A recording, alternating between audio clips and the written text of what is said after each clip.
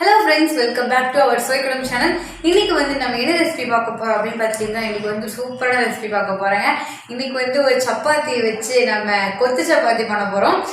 இன்னைக்கு ஒரு ரெசிபி வந்து ரொம்ப எல்லாத்துக்கும் பிடிச்ச ரெசிபி நம்ம வந்து இன்னைக்கு பண்ண போறோம்.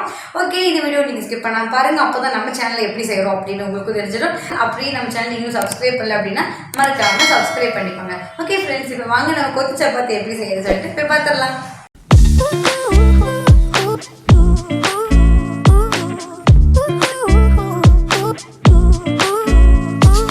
நம்ம இன்றைக்கி கொத்து சப்பாத்தி செய்ய போகிறோங்க. அதுக்காக நான் 4 சப்பாத்தி எடுத்து வச்சுருக்கிறேன். நம்ம எப்போவுமே சப்பாத்தி செய்கிறத விடவே இந்த சப்பாத்திக்கு கொஞ்சம் தடிமனாக நம்ம சப்பாத்தி சுட்டு எடுத்து வச்சுக்கணுங்க. இப்போ இது எல்லாத்தையுமே பொடி பொடியாக கட் பண்ணிக்கலாம். பாருங்கள், இந்த அளவு பொடியாக கட் பண்ணால் போதுங்க. ரொம்ப பெருசாக கட் பண்ணிட வேண்டாம். கொஞ்சம் தடிமனாக இருக்கும்போது தான் கொத்து சப்பாத்தி நல்லா டேஸ்ட்டாக வருங்க. கொஞ்சம் சாஃப்டாக இருக்கும். கொஞ்சம் சன்ன சப்பாத்தி இருந்துச்சுன்னா ஒரு மாதிரி மொறுன்னு வந்துடுங்க. இப்போ சப்பாத்தி எப்படி செய்யலான்னு பார்க்கலாம். அடுப்பில் கடாயை வச்சாச்சுங்க. கடாய் நல்லா சூடாயிருச்சுங்க. இப்போ எண்ணெய் ஊற்றிக்கலாம். நான் இன்றைக்கி ஒரு 5 ஸ்பூன் எண்ணெய் ஊற்றிக்கிறேங்க. நம்ம வந்து சப்பாத்தி ஃப்ரை பண்ணும்போது கொஞ்சம் எண்ணெய் தாராளமாக இருந்தால் தான் சப்பாத்தி டேஸ்ட்டாக வரும். இப்போ எண்ணெய் காஞ்சிருச்சு. இதில் ஒரு சின்னதாக ஒரு துண்டு பட்டை போட்டுக்கலாம். 2 கிராம்பு, 2 ஏலக்காய் போட்டுக்கலாங்க. ஒரு 5-6 பல்லு பூண்டில் பாதி இஞ்சியும் எடுத்து நான் பொடி பொடியாக கட் பண்ணியிருக்கேங்க. இதையும் போட்டு நல்லா வறுத்துக்கலாம். இந்தளவு வறுபட்டுச்சுன்னா போதுங்க. இப்போது கொஞ்சமாக கருவேப்பிலை போட்டுக்கலாங்க. கருவேப்பிலையும் போட்டு நல்லா தாளிச்சுக்கலாம். இஞ்சி பூண்டு எல்லாம் இந்த அளவுக்கு வறுபட்டால் போதுங்க. இப்போ இதில் பெரிய வெங்காயம் நான் 2 வெங்காயம் பெருசாக எடுத்து பொடி பொடியாக கட் பண்ணியிருக்கேங்க. இதையும் போட்டு நல்லா வதக்கிக்கலாம்.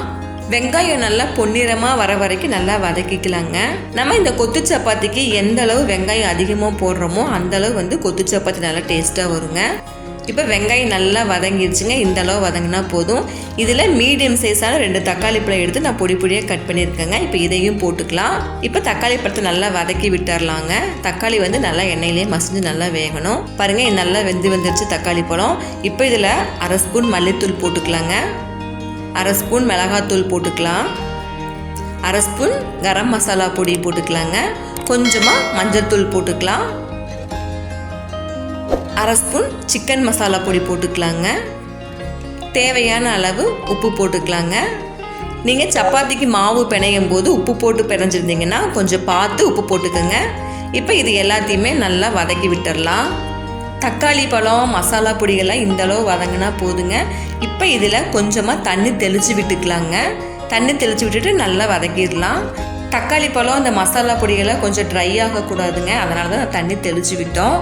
அப்போ தான் சப்பாத்தி வந்து கொஞ்சம் சாஃப்டாக வருங்க. உங்களுக்கு ரொம்பவுமே ட்ரையாக இருந்துச்சுன்னா கொஞ்சம் அதிகமாகவுமே தண்ணி தெளித்து விட்டுக்கோங்க. இப்போ எல்லாத்தையுமே நல்லா வதக்கிக்கலாம். இப்போ நல்லா வதங்கிருச்சுங்க. இந்தளவு வதங்கினா போதும். இப்போ நம்ம இந்த வதங்கின தக்காளி பழம் எல்லாமே வந்து அப்படியே ஒரு ஓரமாக எடுத்து விட்டுக்கோங்க. அடுப்பை சிம்மில் வச்சுக்கோங்க. இப்போ நம்ம கடாய் சென்டரில் வந்து கொஞ்சம் இந்த கேப் இருக்குது பார்த்தீங்களா, அதில் 1 ஸ்பூன் எண்ணெய் ஊற்றிக்கலாங்க. இந்த எண்ணெய் ஊற்றும் போது நம்ம முட்டை வந்து இங்கே உடச்சி ஊற்ற போகிறோம். அந்த முட்டை வந்து கடாயில் அடிப்பிடிக்காமல் இருக்கிறதுக்காக தான் எண்ணெய் ஊற்றணுங்க. நான் இன்றைக்கி 4 முட்டை ஊற்றிக்கிறேங்க. 4 சப்பாத்தி எடுத்தங்காட்டி நான் 4 முட்டை எடுத்துருக்கிறேன். இப்போ இந்த முட்டையை வந்து ஒவ்வொன்றா எல்லாம் உடச்சி ஊற்றிக்கலாங்க. இல்லை நீங்கள் 5 முட்டை எடுத்தாலும் பரவாயில்லைங்க, ரொம்ப டேஸ்ட்டாக வரும். முட்டை உடச்சி ஊற்றணுன்னே உடனே கலக்கி விடக்கூடாதுங்க. இதில் வந்து 1/2 ஸ்பூன் வந்து இடித்த பெப்பர் பொடி போட்டுக்கலாங்க. இது வந்து ரொம்ப பொடியாக போடக்கூடாது. 1/2 இடித்த பொடிங்க. இதை போட்டுக்கலாம். போட்டுட்டு உடனே நம்ம கலந்து விடக்கூடாதுங்க. முட்டை வேகாதப்போ கலந்து விடும்போது அந்த முட்டையெல்லாம் ரொம்பவே பொடி பொடி ஆயிருங்க. நம்மளுக்கு இந்த கொத்து சப்பாத்திக்கு வந்து கொஞ்சம் கொஞ்சம் பீஸாக இருந்தால் தான் கொத்து சப்பாத்தி டேஸ்ட்டாக வரும். முட்டை வந்து கொஞ்சம் வேகணுங்க. ஒரு அரை பதத்துக்கும் கூட வேகக்கூடாது. ஒரு 40% வெந்துச்சுன்னா போதுங்க. அது வரைக்கும் நம்ம கலக்கி விடக்கூடாதுங்க. இப்போ இந்த ஓரத்தில் லைட்டாக எடுத்து விட்டுடலாம். இல்லைன்னா அடி பிடிச்ச மாதிரி ஆயிரும். ஆனால் வந்து அடி பிடிக்கலைங்க. நம்ம இதுதான் எடுத்து விட்டுக்கலாம். முட்டை வந்து அரைவாசிக்கு கம்மியாக வெந்துருச்சுங்க. இப்போ எல்லாத்தையுமே நல்லா கலக்கி விட்டுடலாம். முட்டையை மிக்ஸ் பண்ணும்போது கொஞ்சம் பார்த்தே மிக்ஸ் பண்ணிக்கோங்க. இல்லை ரொம்ப பொடி பொடி ஆயிரும்.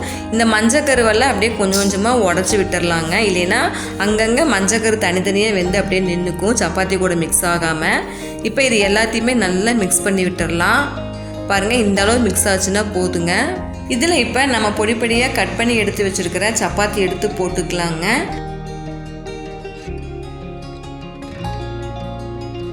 இது எல்லாத்தையுமே நல்லா மிக்ஸ் பண்ணிக்கலாங்க. இந்த எக்கு மசாலா வந்து சப்பாத்தி கூட சேர்ந்து நல்லா ஆட் ஆகணும். அப்போ தான் வந்து கொத்து சப்பாத்தி ரொம்ப டேஸ்ட்டாக இருக்குங்க. அடுப்பை வந்து நீங்கள் மறக்காமல் சிம்மிலேயே வச்சுக்கோங்க, இல்லைன்னா அடி பிடிச்சிரும். நல்லா மிக்ஸ் பண்ணிக்கலாங்க. உப்பு வந்து அளவான அளவில் போட்டிருக்கிறோமா அப்படின்னு சொல்லி செக் பண்ணி டேஸ்ட்டு பண்ணி பார்த்துக்கோங்க. இல்லைன்னா வந்து இந்த டைமில் வந்து உப்பு போட்டு நீங்கள் சேர்த்துக்குங்க. எனக்கு வந்து உப்பு வந்து கரெக்டான அளவாக இருக்குது, அதனால் நான் உப்பு போடலைங்க. இப்போ வந்து பொடியாக நறுக்குன்னு கொத்தமல்லி இலை தூவி விட்டுட்டு இதையும் நல்லா மிக்ஸ் பண்ணி விட்டுறலாங்க. இப்போ அவ்வளோதானுங்க, சுவை கூடத்தின் சூப்பரான கொத்து சப்பாத்தி ரெடி ஆயிடுச்சுங்க. இதை வந்து நம்ம சர்விங் பிளேட்டில் மாற்றி எடுத்துக்கலாம். நம்ம செஞ்ச கொத்து சப்பாத்தி சூப்பராக ரெடி ஆயிடுச்சுங்க. இந்த சப்பாத்தியை நம்ம காலையில் பிரேக்ஃபாஸ்ட்டாகவும் சாப்பிட்டுக்கலாம். மதியானம் லஞ்சுக்கும் குழந்தைகளுக்கு நீங்கள் பேக் பண்ணி கொடுத்தீங்கன்னா மிச்சம் வைக்காமல் எல்லாத்தையுமே சாப்பிடுவாங்க. அவ்வளோ சூப்பராக இருக்குங்க. நீங்களும் உங்கள் வீட்டில் ட்ரை பண்ணி பாருங்கள். ட்ரை பண்ணி பார்த்துட்டு உங்களுக்கு எப்படி வந்துச்சு அப்படின்னு சொல்லிட்டு எங்களுக்கு கமெண்ட் பண்ணுங்கள். மறக்காமல் ட்ரை பண்ணி பாருங்கள் ஃப்ரெண்ட்ஸ், ரொம்ப சூப்பராக இருக்கும். ஓகே ஃப்ரெண்ட்ஸ், பாருங்கள் நம்ம செஞ்ச கொத்து சப்பாத்தி வந்து அப்படியே சூப்பராக ரெடி ஆயிடுச்சு. இப்போ வந்து நம்ம டேஸ்ட் பண்ணி பார்த்துடலாம்.